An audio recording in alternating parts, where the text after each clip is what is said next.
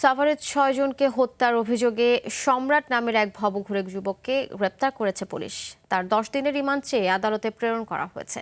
দুপুরে সাভার মডেল থানায় আয়োজিত এক সংবাদ সম্মেলনে এসব তথ্য তুলে ধরেন ঢাকা জেলার অতিরিক্ত পুলিশ সুপার আরাফাতুল ইসলাম।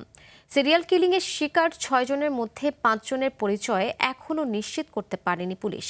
তাদের সাভার পৌর কমিউনিটি সেন্টার ও সাভার বাজার বাস স্ট্যান্ডে হত্যা করা হয়।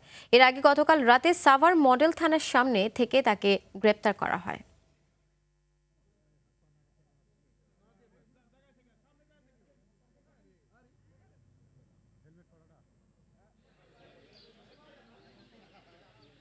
18 তারিখ দুপুরবেলা আপনারা জানেন যে দুপুরবেলা আমরা দুইজনের মৃতদেহ আমরা এখানে পাই।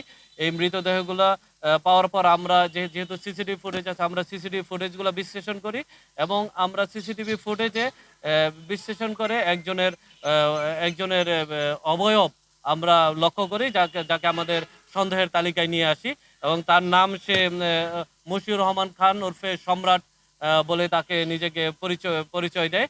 আমরা তাকে আমাদের হেফাজতে নিয়ে আসি। প্রাথমিকভাবে সে স্বীকার করে। আমরা তাকে ইতিমধ্যে বিজ্ঞ আদালতে আমরা প্রেরণ করেছি। আমরা প্রায় 10 দিনের রিমান্ড চেয়েছি।